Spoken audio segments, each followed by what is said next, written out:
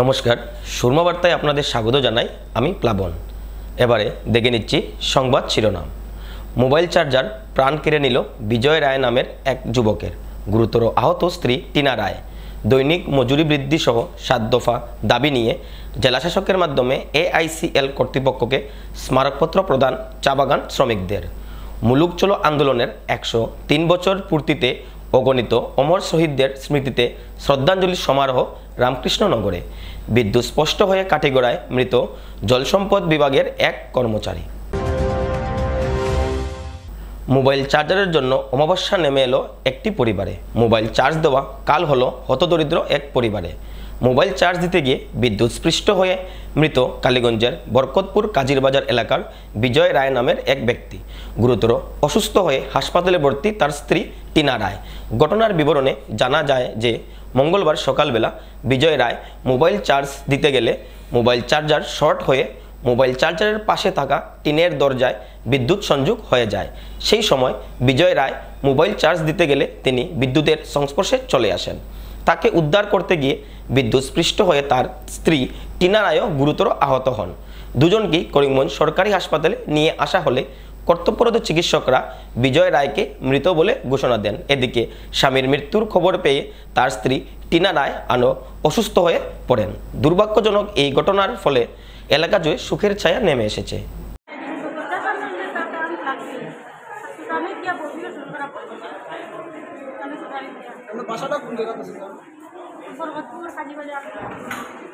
নাম কি তার? বিজয় রায়। ওর নাম টিনা রায়। কিরকম লাগছে জানেন? এটা তো জানি না। আমি যে দরজা আমাদের কারণ দেখে শুনতে হয় লাইন থেকে তো বাইরের সময় দরজা লাগিয়েছে কাজ। কটার সময় ঘটনা? 10টার সময় বন্ধ করছে, 10-15 না বেশি বন্ধ করছে।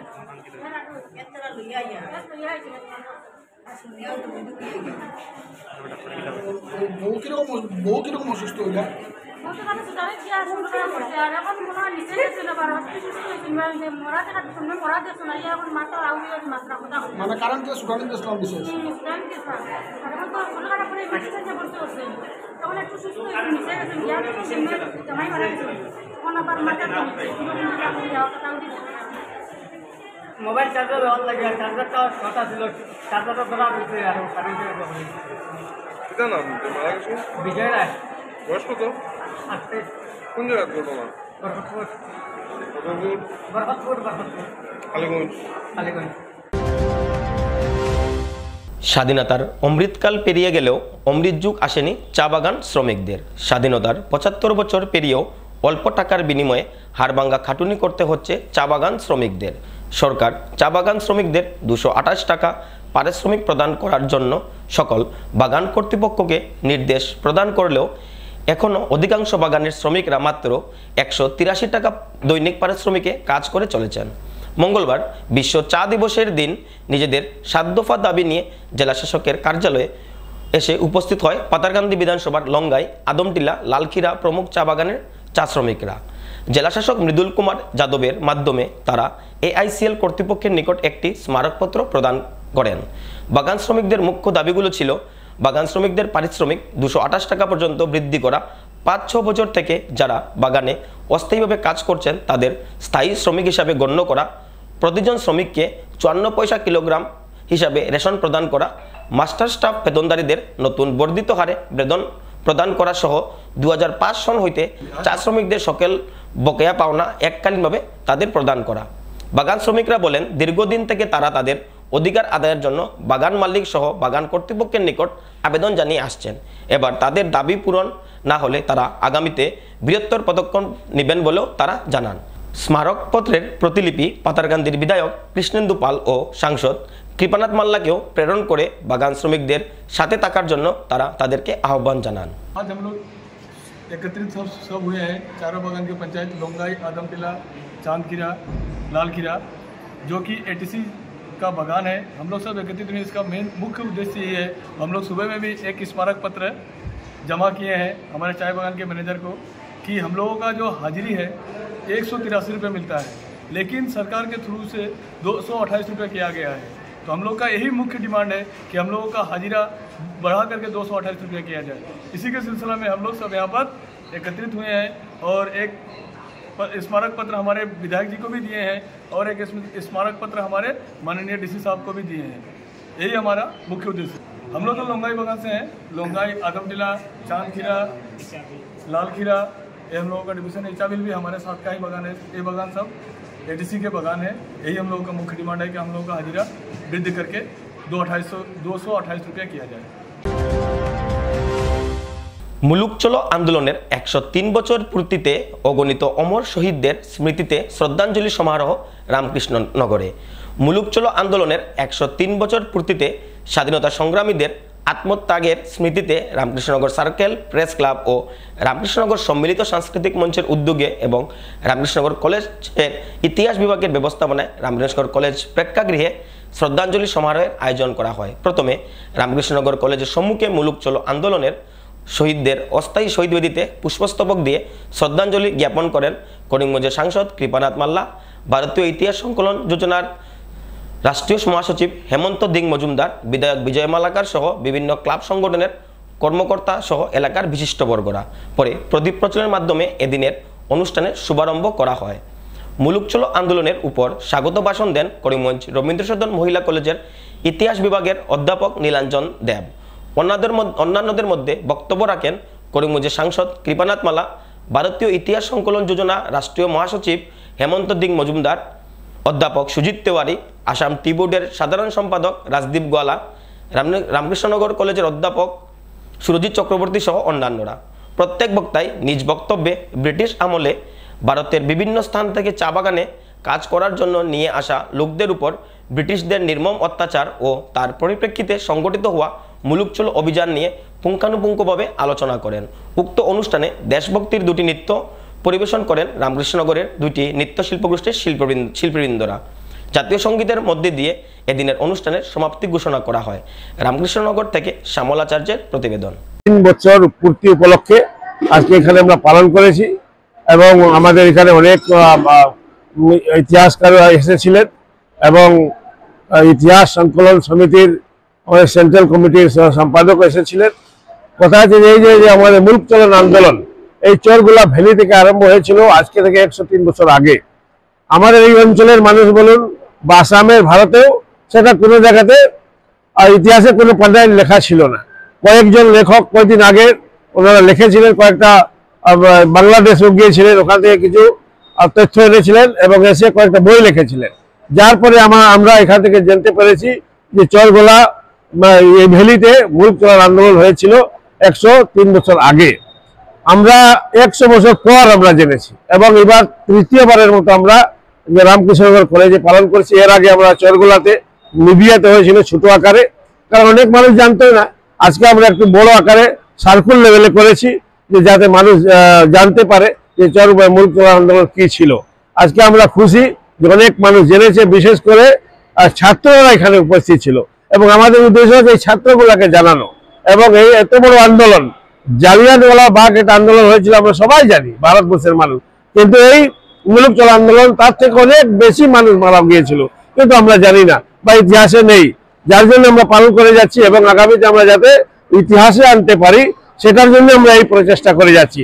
3 বারের মতো এবার হলো, আগামীতে আরো বড় করে আমরা করব এবং গভর্নমেন্টের সঙ্গে আমরা যোগাযোগ করবো, স্টেট গভর্নমেন্ট এবং সেন্ট্রাল গভর্নমেন্টের সঙ্গে, যাতে ইতিহাস যেটা যেমন বই আছে, আমাদের ইতিহাস সাবজেক্ট আছে, ওই সাবজেক্টে যাতে চরগোলা এই মুলুক চলো আন্দোলন চরগোলা ভ্যালির যাতে লিপিবদ্ধ হয়, তার জন্য আমরা এই প্রোগ্রাম করে যাচ্ছি। আজকে আমরা সাকসেস হয়েছি। অনেক ছাত্র এখানে এসেছিল, অনেক আমাদের এই অঞ্চলের মানুষ ছিল যারা জানতেই না যে এই অঞ্চলে এরকম একটা ঘটনা হয়েছিল। এটা হয়তো অনেকে ভাবে যে বাগানের আন্দোলন ছিল, কিন্তু বাগানের আন্দোলন ছিল না। আজকে যারা চর্চা হয়েছে, এই চর্চাতে আপনারাও দেখেছেন, আমরা উপলব্ধ করেছি সেটা স্বাধীনতা আন্দোলনের একটা পার্ট ছিল। কারণ প্রথম আরম্ভ হয়েছিল ব্রিটিশের এগেইনস্টে ওয়েজেস বাড়ানোর জন্য। পর যখন এই আন্দোলন শুরু হলো, ব্রিটিশরা মেনে গিয়েছিল যে ঠিক আমরা ওয়েজেস বাড়িয়ে দিচ্ছি। এরপরেও ওনারা এখানে থাকেননি। ওনারা বললেন না, আমরা থাকবো না। এটা আসলে কিছু একটা বাহানা ছিল, ওয়েজেস, কিন্তু মূল উদ্দেশ্য ছিল স্বাধীনতা আন্দোলন। এবং মুলুক চলো মানে আমরা যেখান থেকে ওখানে যাব, ওইখানে গান্ধীজি নন কোঅপারেশন মুভমেন্ট আরম্ভ করেছিলেন। এবং এই খবরটা বিশেষ করে আমাদের পণ্ডিত যারা ছিলেন, মানে পূজা করতেন, ওরা বাইরে থেকে এখান থেকে আসা যাওয়া ওনাদের ছিল, ওনাদের কমিউনিকেশন ওনাদেরই ছিল, কারণ ওই টাইমে আমাদের কোনো কমিউনিকেশন ছিল না, ফোন ছিল না। এই পণ্ডিতরা মধ্যে মধ্যে আসছেন, আমাদের এখানে পূজা করতেন এবং আবার ব্যাক করে ওনারা নিজের দেশে যেতেন, মানে নিজের এরিয়াতে যেতেন। আমরা যে মুল্ক চলো বলি যে ওইখানে ওনারা ছিলেন, ওই কমিউনিকেশনে ওনারা এসে এখানে বলেছিলেন যে আমরা ওই দিকে আমরা নন কোঅপারেশন মুভমেন্ট চলছে মহাত্মা গান্ধীর নেতৃত্বে, আমরা ব্রিটিশের কাজ করব না। মুলুক চলো আন্দোলন হয়েছিল এবং এই রামকৃষ্ণনগর কলেজে আজ এই কলেজের প্রেক্ষাগৃহতে আমরা সবাই এখানে উপস্থিত হয়েছি এবং বিশেষ করে এই আন্দোলনে যারা যোগদান করেছিলেন, এই আন্দোলনে যারা নেতৃত্ব দিয়েছিলেন, উনাদের প্রতি শ্রদ্ধাঞ্জলি জ্ঞাপন করার জন্য আজকে আমরা সবাই এখানে উপস্থিত হয়েছি। এবং বিশেষ করে আমাদের মাননীয় সাংসদ কৃপানাথ মালাজি উনি বলে দিয়েছেন কি এই আন্দোলনের বিষয়ে অনেকেরই জানা নেই। আজকে আমাদের এই বরাকের এই মাটিতে এত বড় একটি আন্দোলন হয়েছিল এবং ব্রিটিশের লাঞ্ছনার বিরুদ্ধে আমাদের চা বাগানের শ্রমিকরা এবং অন্যান্যরা সবাই যে একজুট হয়ে এই আন্দোলনটা করেছিলেন, এটা কিন্তু অনেকেরই জানা নেই। এবং আজকের এই সভার মূল উদ্দেশ্যটা হলো আমাদের এই ইতিহাসটাকে বিদ্যুৎস্পৃষ্ট হয়ে ফের এক ব্যক্তির মৃত্যু বরাকে। কাচারের কাটিগড়ায় বিদ্যুৎস্পৃষ্ট হয়ে মৃত্যু জলসম্পদ বিভাগের এক কর্মীর। মৃতের নাম জামাল উদ্দিন বরবুইয়া। জামাল উদ্দিন জলসম্পদ বিভাগের বদরপুর ডিভিশনের কর্মী ছিলেন। ঘটনার বিবরণে জানা যায় যে কাটিগড়ার নামারগ্রাম স্থিত নিজ বাসভবনে দিনের বেলা মোটর দিয়ে জল তোলার সময় অসাবধানতাবশত বিদ্যুতের সংস্পর্শে এসে জামাল উদ্দিন নামের জলসম্পদ বিভাগের ওই কর্মী। পরিবারের লোকেরা তাকে সাথে সাথে হাসপাতালে নিয়ে গেলেও কর্তব্যরত চিকিৎসকরা তাকে মৃত বলে ঘোষণা করেন। তার মৃত্যুতে পরিবারে শোকের ছায়া নেমে এসেছে। ফিরে আসছি বিরতির পর, সঙ্গে থাকুন। আনন্দ সংবাদ, আনন্দ সংবাদ। করিমগঞ্জে এই প্রথম 3D সিটি স্ক্যানের সুবিধা নিয়ে এলো Karimganj health city, Banamali road, Karimganj. পুরো শরীর 3D সিটি স্ক্যানের সুবিধা এখন পাচ্ছেন করিমগঞ্জে। আন্তর্জাতিকভাবে বিখ্যাত ডাক্তার দ্বারা রিপোর্ট। 3D সিটি স্ক্যানের জন্য যোগাযোগ করুন telephone 03843260705, mobile 9678033047। Karimganj health city, Banamali road, Karimganj আপনাদের সেবায় নিয়োজিত।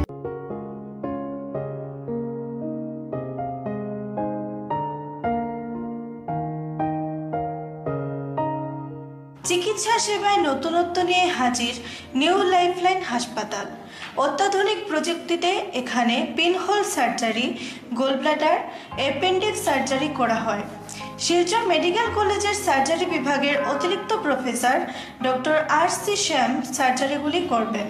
তাছাড়া তিনি প্রতি শনিবার বিকেল 3টে থেকে OPD-তে রোগী দেখবেন। রয়েছেন শিশুরোগ বিশেষজ্ঞ ডক্টর গুলজার হোসেনও।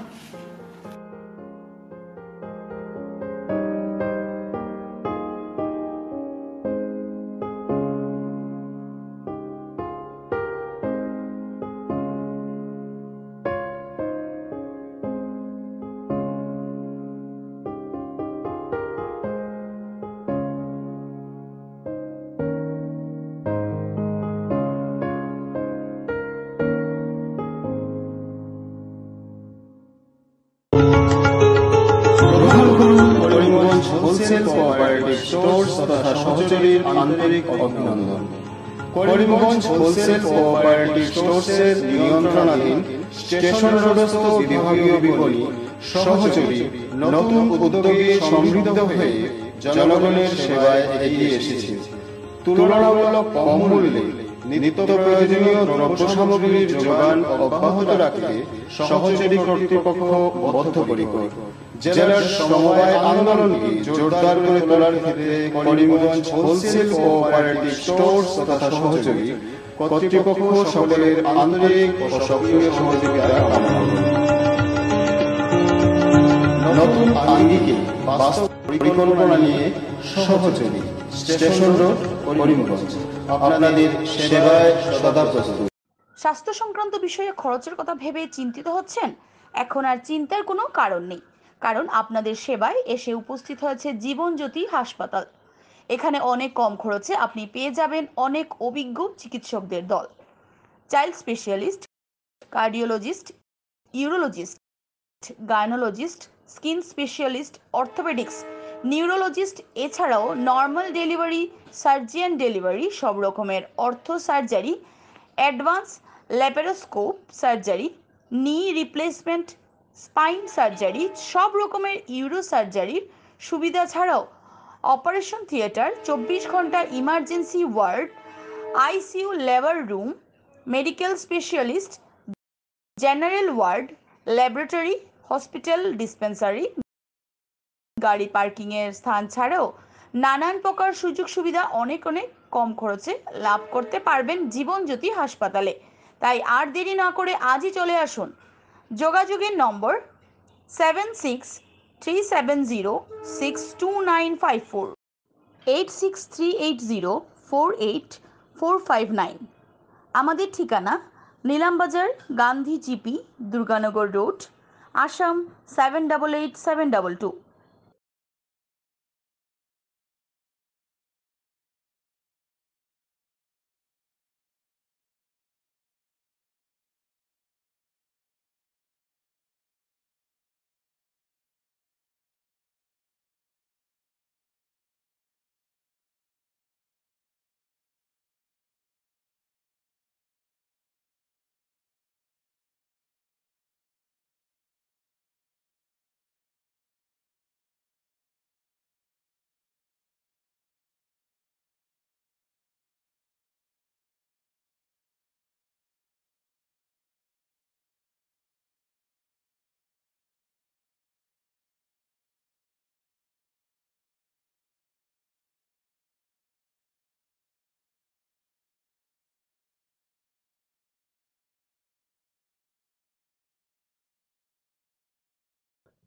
আনন্দ সংবাদ, আনন্দ সংবাদ, আনন্দ সংবাদ। হিরো মোটো কপের নানা বাইকের সম্ভার নিয়ে করিমগঞ্জে এসে উপস্থিত হলো রয়্যাল আর্টস হিরো শোরুম। আমাদের রয়্যাল আর্টস হিরো শোরুমে উন্নত প্রযুক্তির ও দুর্দান্ত মাইলেজের সুপার স্প্লেন্ডারের সব মডেলের bike, glamour Xtec drum, glamour classic disc, Karizma XMR, passion plus, এছাড়াও হার্লে ডেভিডসনের বাইকও পাওয়া যাচ্ছে আমাদের শোরুমে।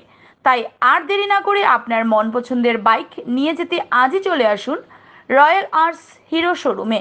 আমাদের ঠিকানা শিলচর রোড, এলেংজুরি, করিমগঞ্জ। পিন নম্বর 788713। যোগাযোগের নম্বর 7086896920। বিভিন্ন আধুনিক ও আকর্ষণীয় টাইলসের সম্ভার নিয়ে উপস্থিত প্রিয়া টাইলস। আপনার ঘরকে অতি সুন্দরভাবে সাজিয়ে তুলতে আজই আমাদের দোকানে চলে আসুন এবং নিয়ে যান অত্যাধুনিক টাইলস। আপনার পছন্দের সব ধরনের টাইলস আমাদের এখানে উপলব্ধ রয়েছে। আমাদের ঠিকানা Chandras plaza, near Vishal megamart, station road, Karimganj. Mobile 9101805530, 9957709784।